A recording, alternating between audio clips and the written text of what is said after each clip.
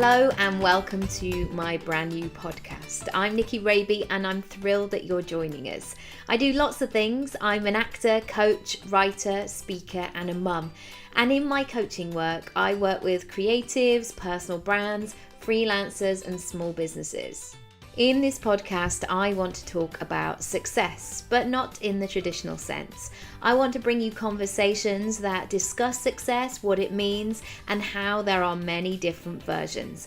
We're going to be talking about business, branding, becoming visible, saying no, saying yes, and how you can create a thriving portfolio career doing more of what you love and less of what you don't. Sometimes there can be a certain mystery around the online world, so I'm going to be asking my guests how they started and grew, how they get paid, how they stand out, and how they create success on their terms. As always, please check the show notes for all things we mention and come and say hi over on social media at Nicky Raby or via my website nickyraby.com/podcast. In today's episode, I talked to Christabel Saul, who is the founder and curator of The Mother Maker. She's half Danish, half Australian, and moved to the UK 10 years ago to develop her love for theatre, film and fashion work. She now lives in Somerset with her husband and her 3 children, and she launched The Mother Maker in 2017 to celebrate and support mums in creative industries. With the launch of their online marketplace in November of last year, she now spends her time curating the website by hand selecting independent mum-run brands and products that she loves. I love this chat with Christabel. She has so much kind of down-to-earth, grounded information. Also, she's juggling 3 kids, but I love her passion for supporting the creative industries. We really need more of people like her around. I really hope you enjoyed the episode. As always, come over to nickyraby.com/podcast and share your thoughts. Here's the episode. Good morning. Good morning. Hi, how you doing? I'm really good, thank you. How are you? Yeah, I'm good, thank you. We're just talking about packing off the kids and like we can get some stuff done. We're recording this in the Easter holiday, so it's probably a bit wild. Anyway, I'd love to know like what you do and more about Mother Maker. Yeah, so I officially launched The Mother Maker in July of last year, but I actually registered the domain name in January of 2017. I actually had the idea for it a long time ago, but never really had the confidence to get cracking with it. So my little Freya was about a month old, and I thought, right, this is my opportunity. She's sleeping a lot in the day.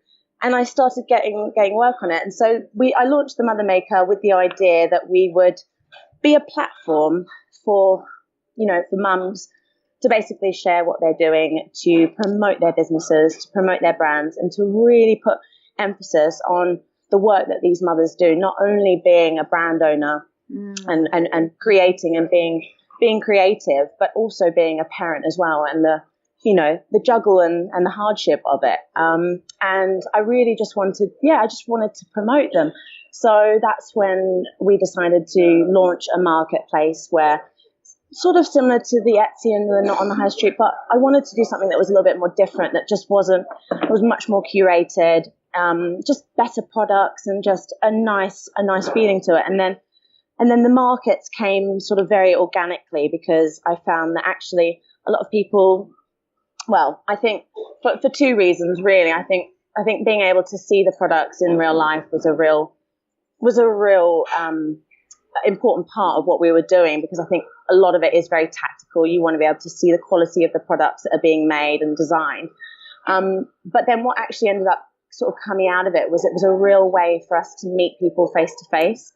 So our makers were able to network with each other. I think so much of what we do now, especially being a mum, we tend to sort of go towards the online side of things because that's what we can manage from home. Yeah. But I think once we get out of our comfort zone and we meet people face to face and we start doing things in real life, that's actually when real connections are made. And it's since doing the markets, I've made real friendships, Yeah. And being online, there's such a barrier with it, and although you kind of feel like you get to know someone through social media and you watch their stories and you think, oh, I really like this girl, she's really cool. you don't really get to know someone until you meet them in real life. So yes, we started doing the markets, and then we haven't really pushed it yet, but we're definitely sort of more going to lean towards the idea of workshops and exhibitions and things, because I think the whole idea of celebrating creativity and motherhood and these amazing brands is being able to share our skills. And I think the idea of workshops is that sort of, I want to give my mums or the mother makers as much as they can in terms of earning potential. There's only so much that you can earn online. There's only so much that you can earn on, at markets. But if you can start doing workshops, you start networking, I think that's a really important part of it. So watch the space. So that's basically what we are. And obviously 80% of our business is online, and that's, the big focus. But yeah, the markets and the event side of things is also a really lovely part. Amazing. How did that start from, I remember those moments well of having a very tiny baby, but then also having although I was exhausted, really having an active brain of like, I'm going to change the world, I'm going to do this, and I'm going to launch this, which was bizarre because I had zero time. And, if I'd had a shower by 2:00 in the afternoon, I was somehow winning at life. It's so weird. When people used to say like, oh, you won't get out the house for like 8:30 or you won't be able to do this, I thought, you're a complete wally. Why are you so incompetent? And then it's like, oh, no, you really can't. It's really hard. But how did you pull together that idea, sort of get the wheels in motion? Do you know what? I think it's really funny. I think Freya was my third child. And I think every child I had, I sort of had to overcome this identity crisis. I really had to sort of assess, what am I going to do with my life? I knew from the moment I first became a mum that I wasn't the kind of person that wanted to become a mum, just be a mum. I knew that I wanted something to go with and to do, sort of go out on my own and do something for myself. Yes. And when Freya was born, and I had this idea going around my head, and I think it's funny because I think, like you said, getting out of the house at 8:30 in the morning, some days it did seem like a big struggle. But actually, I feel like being a new mum gave me this new sense of energy. Like, I had this real, like, go get it attitude. Me too. My husband thought I was mad. I think literally in the first week she was born, I was like, right, let's go to the park. Come on, let's take the dog. My husband was like, just take it easy. You don't need to go anywhere. It's like, no, let's do stuff, let's organise lunch with friends. And, I had friends coming over from London to visit us, and I was cooking meals, and, I had my downtime as well, but I'm not a lazy person. I've never been the kind of person that could just sit and not do anything. So that was the first thing, is that I knew that this was my time where I had the most energy, I had the most enthusiasm, and I thought, this is my moment, because if I don't do it now, I'm going to seriously regret it. And I don't think there's ever a perfect time to start something. I think once you've got an idea and you know exactly what you want to do, just go for it, and it will evolve eventually. I think the idea for the Mother Maker was definitely much more an idea of just being like an online retail platform. And the event side of things really only came sort of towards the summer, when I realized, actually, no, I thrive off meeting other people and connecting with people in real life. And I knew, having been a mother and at home for so long, I knew that if I didn't have that meeting people in real life and doing stuff and the excitement of doing events, I think I would be very, very bored.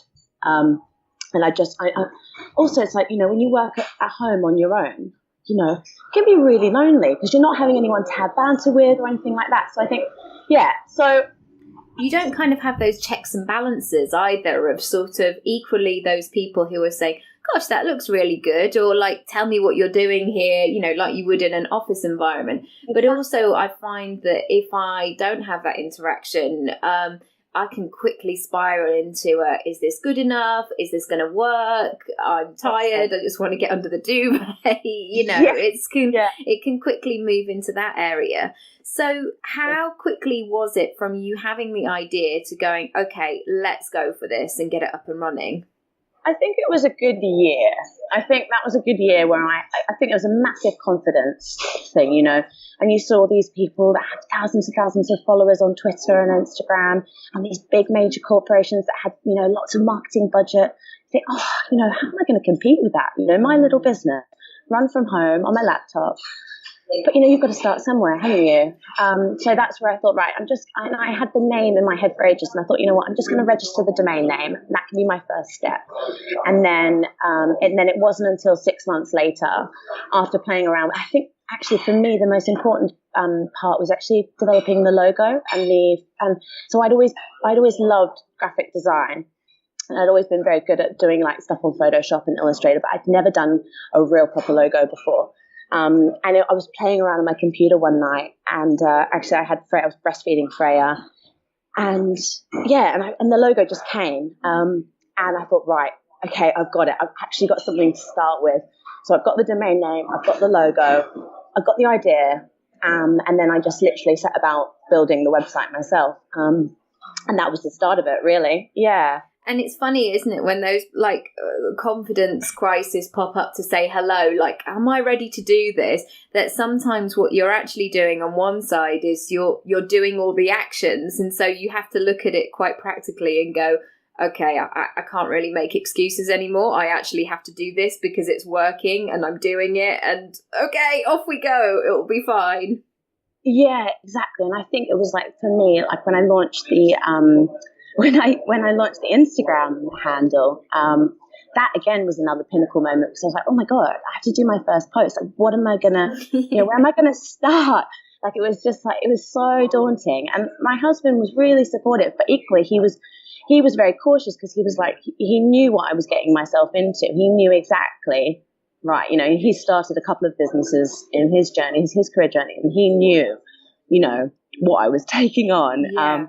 So he was like the sort of the sensible voice in my head. And then there's me, who's like the go get him, like, I don't care, I'm just gonna, like, the bull in me. I'm a bit totally. Of a bull. Yeah. Did you have an entrepreneurial spirit before having kids, or was it something that was revealed once you became a mum? Do you know what? I was looking back actually at my career history, and everything that I've done has been very much freelance based, apart from a few roles that I've had with sort of bigger companies. I did look back and think, actually, you know what? I was very much a work on my own terms kind of person, and I always have been. I think that creative freedom is what really drove me to do what I was doing. But I mean, it's a difficult one, because when you say entrepreneur, you still sort of doubt yourself, because entrepreneur sounds like such a grand word. Right? It sounds like someone in a nylon suit, doesn't it? That is just working from a yacht. Exactly. I don't know. Is that where you are today? I'm just in the Indian Ocean here. Yeah, exactly. Yeah, quite. Exactly. I've got my private jet coming to collect me in half an hour. Perfect. No. I think so. And my dad has actually been a big influence in who I am today. My dad, what I would say, is definitely what I would call an entrepreneur, and he's had his finger in many pies and done lots of really interesting stuff. So I think definitely watching him sort of develop different businesses and a lot of online stuff has made me think, actually, do you know what? It's not as difficult as everyone makes it out to be. And you kind of just gotta, I think you've got to have your own USP, and you've got to, there's a lot of people doing the same things. And you're inevitably, no matter what you do in life, there's going to be someone who's come up with the same idea as you. Yes. And I think then you've got to find a way of being different. And I think that's when you can find your own niche thing, that's when I think you can call yourself an entrepreneur, because you're being completely different to everyone else. Do you know what I mean? Absolutely. Absolutely. And I think just kind of, going for it and sort of being a self-starter and knowing whatever happens and however that manifests. Like, I look back myself and I kind of think, it was still the same person, but it was like I was just trying on different outfits. And I think knowing what your own core beliefs are and the stuff that really lights you up is really important. I know we talked about making mistakes a little bit, because nobody really talks about this. And I've made some huge ones that, have been huge learning lessons. I mean, they weren't at the time. They were manifested in an ugly cry, like, will I ever recover from this, whatever it might be. But actually, when I look back on them, I'm like, oh, I learned something from that, or I'm so glad I figured out that bit because that was really useful. And I now realise that my bounce back rate is much quicker, whereas before I may have made a mistake and then I would have been, mourning that time for a week afterwards. Well, now I'm a bit like, okay, cool, that was that. Let's get on with it. How have you coped with learning lessons? Let's put it nicely. Do you know what's really interesting? I actually had therapy for the first time after. So my Henry is now 6. So probably about 4 years ago, I had some therapy sessions, and the biggest thing that came out of it was this idea of self-doubt and not being a good mother to myself, and how important it is to reassure yourself, to trust yourself, to give yourself a good pat on the back, even when you know that you've done something wrong or it hasn't worked out.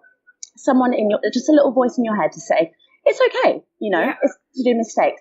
And that was the biggest thing. So I've done, everyone's made loads of mistakes. I look back at my entire career history as a bit of a mistake. And I think, I was a bit lazy. I didn't really do much. I had so many opportunities on my platter. And I just look back and think, oh, what an idiot you are, Christabel. You didn't, you didn't take it for all it was worth. You just sort of, skied along, sort of looking at the view, not really actually taking everything, that came my way. And that took a long time to realize that, I could have been, in a different place. I could have been in a different country. I could have been doing something else. But it was taking actually that ideal situation where you've got someone giving you a really big opportunity, and actually saying it was okay to say no at that time. Yes. You weren't ready for it. You weren't, it's okay to say no and to just go on and take that and wait for the next opportunity to come. And I think for me, it wasn't until I had kids that next opportunity came. And that came in the form of me wanting to start something for myself. And if I hadn't done that, I wouldn't be where I was today. So it's a real tricky one. Yeah, and I bet the progress that you've made has probably been quite quick, because now you've had that flip side of like, actually what happens if this comes up a lot, like the Cosmo quiz of like, if I do this, follow the arrows and follow the story that way, whereas now what it's like not to take the opportunity. It's probably given you a bit of a lioness, like, let's do this quality, and the progress has probably been much quicker. Totally.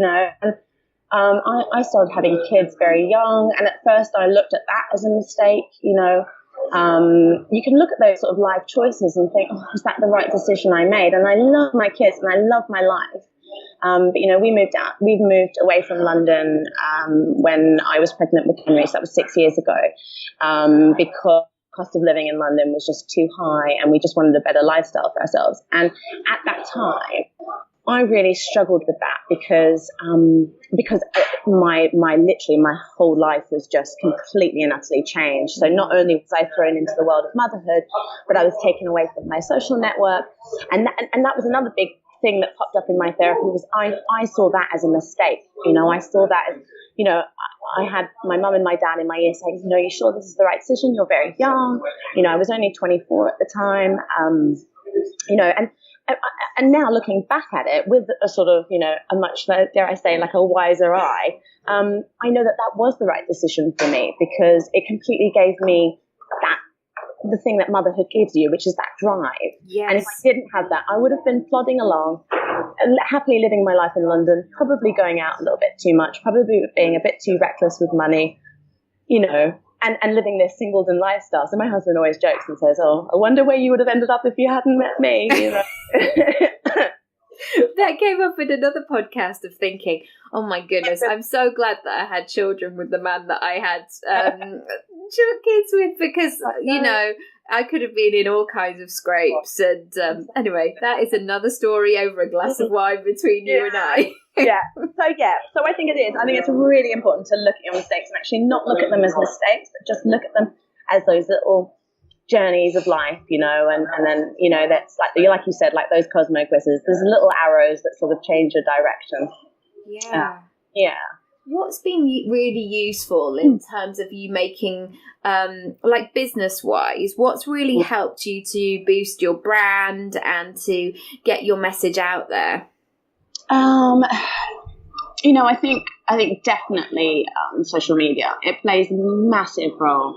I mean, we're a small business. We don't have marketing budget, and I used to work for Red Bull, and I used to watch their marketing departments, have millions of pounds to spend on marketing, and I used to dream of that moment when I could splash out on TV adverts and things. I was like, oh, wouldn't it be fantastic? You could really get your brand message out. But actually, I think social media is a really strong one, because not only can you communicate, the ideas behind your brand, the things that you love, but also you can communicate yourself. And actually, you are no matter what you do in life, you're the brand. You know what I mean?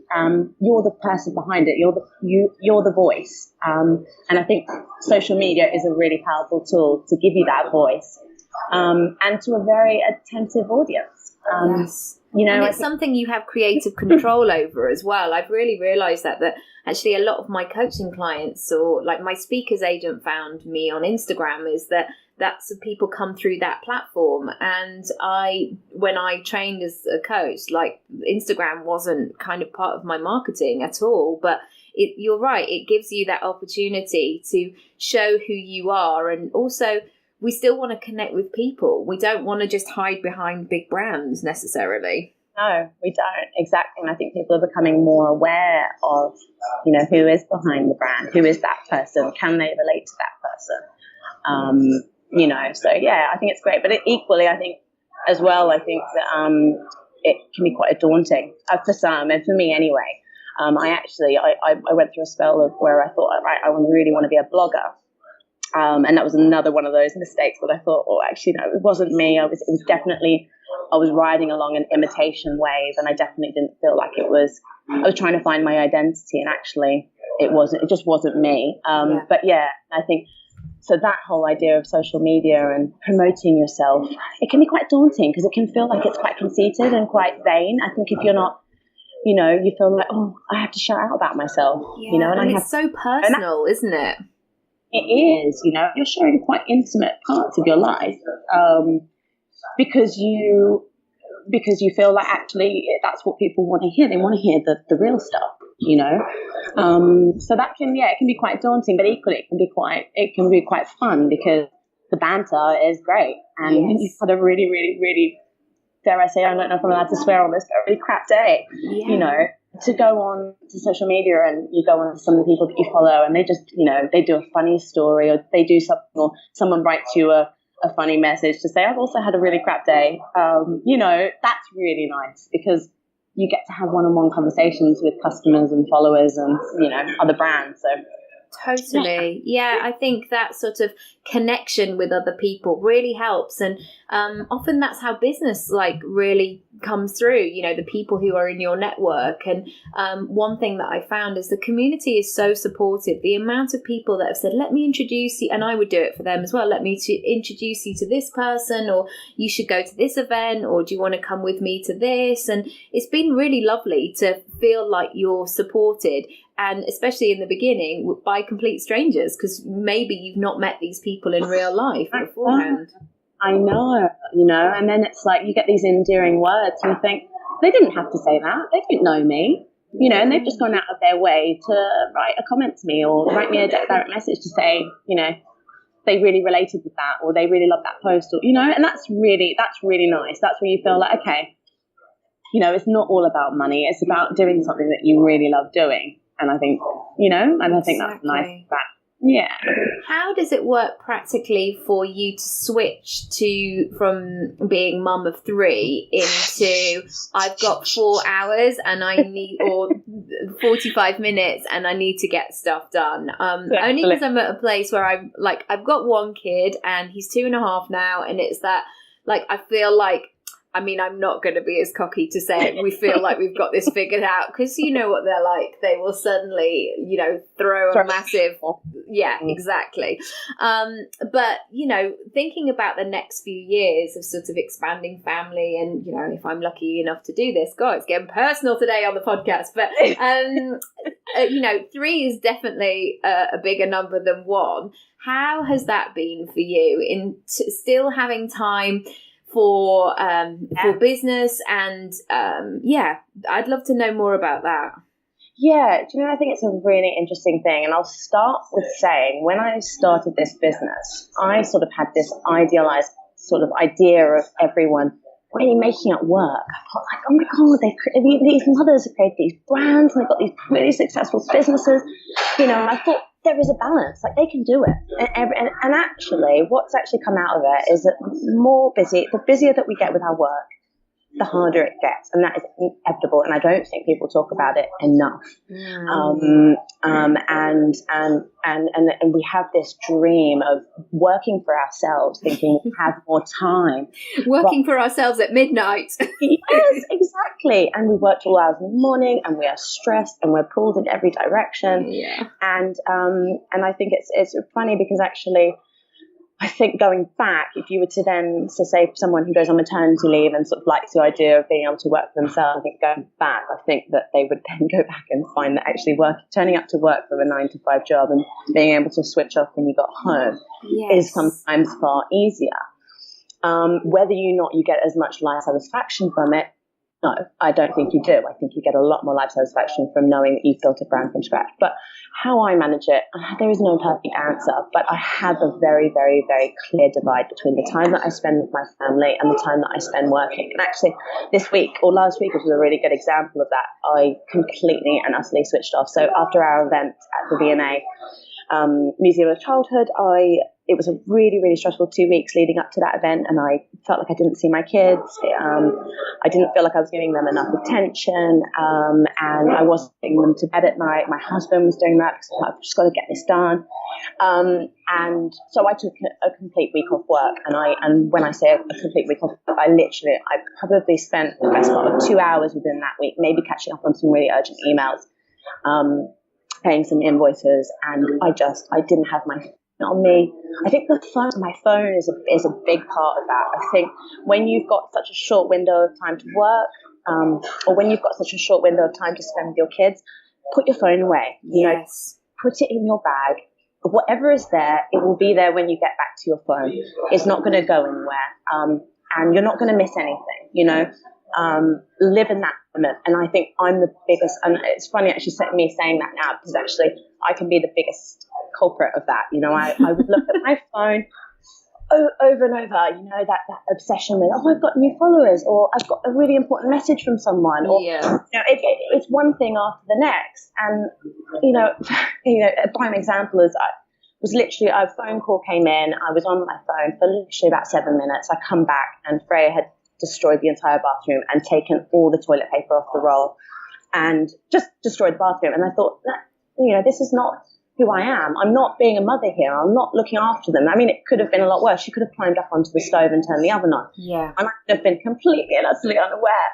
And I know we all have those moments where you think we're not completely on the ball here and we're juggling a few too many balls. But I think it is really important to have that divide. And equally as well, I think we all have those moments where we're really stressed with work. There's always going to be a moment where something's going to come up that's going to take our attention away, and it's going to be very, very difficult to keep our cool. And especially when you've got small children, they can test our patience, to put it mildly. Yes. and it can sometimes, when you've got something that you really want to finish, and they're really pulling you away from it, it can be very, very difficult to maintain that patience. And they can sense it too. They know when you're busy. They know when you really need to do something. If I have to do something in the evening after bedtime, like Oscar can sniff it out. Like, let me extend this as long.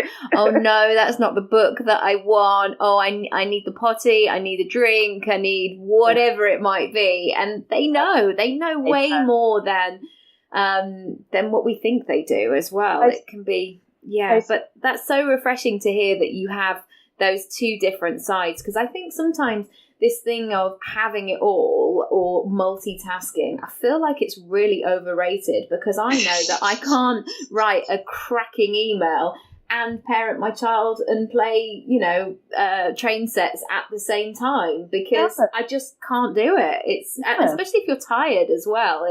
It's enough to kind of concentrate on one thing.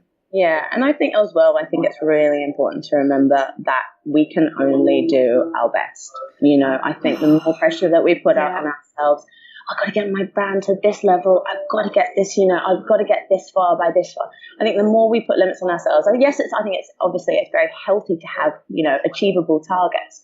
But I think actually when you start not enjoying it, when you start not enjoying life, then you really need to ask yourself, actually, why am I doing this? Yes. I started this business because there came a point where I thought, right, I really want to contribute to this family. I really want to make something out of this.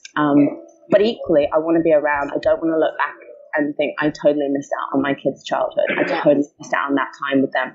And if it means that I have to stay on my laptop till 3 o'clock in the morning to get something done, then so be it. And yes, I might be a moody bitch the next day, but I'm doing what I want to do, and that's I want to achieve something for my career, and I want to be around for my kids, and I have my days with my kids, and I have my days that my kids are in childcare, and that's when I get things done. So yeah. And I feel like it's more how you deal with it, because there's always going to be, there's never going to get to a point where I know sometimes my coaching clients go, well, when my kid goes to school, then I'll start, or when they sleep through the night. And actually, whatever happens, more challenges are going to come through. And I remember Oscar being really tiny. And I was saying to my mum, I don't think it will actually ever be this hard. And she looked at me like, oh my goodness, she has no idea what's to come. Or or even when I was thinking back to the 17-year-old version of myself being a bit gobby and my mum scraping me off a pavement because I'd had too much Blue Wicked or whatever it might be, I'm sure it was under the influence of somebody else, nothing to do with me. But it's there's always going to be challenges and things that you have to overcome. So I wanted to just ask you one final question, which is, where would you like to be in 5 years' time? Oh, that's a really tricky one. Yeah. I would, I would love to see, this business be really successful. I'm not going to lie. I would love to have more money. I would love to be, have more time for my kids and be able to hand a lot of the admin side of this business over to other people, to be brutally honest. So I would love to be at a point where we can hire people. That would be my ultimate dream. I think as well, we've got this I've got this dream of living somewhere hot and living maybe in Ibiza or, somewhere amazing. But, I'm not, like I said, I'm setting myself achievable targets, and I'm not going to be upset if I'm not there in 5 years' time. It may take a little bit longer. But as long as I still love what I'm doing, and I still love, all the work that I do for the Mother Maker, and I get to see my kids, then I'm happy, if that makes sense. Absolutely. And I was thinking, gosh, we'll be in such different realm of kids being older, kids being able to put their shoes on by themselves. What a treat. I know, and I won't have to take a buggy everywhere I go. Oh my goodness, I'm gonna sometimes I looked at my guns the other day. I was like, wow, okay, I'm not exercising, but oh no, it's the buggy and lugging out around the toddler. But thank you so much. If people want to come and find out more about you and the Mother Maker, where shall they go?